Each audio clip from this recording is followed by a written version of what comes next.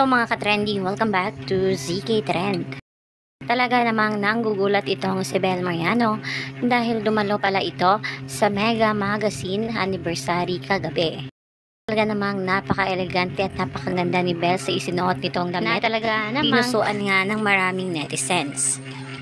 Talaga namang napakaloki ng ating Belinda dahil hindi nga ito nag-post sa kanyang social media account.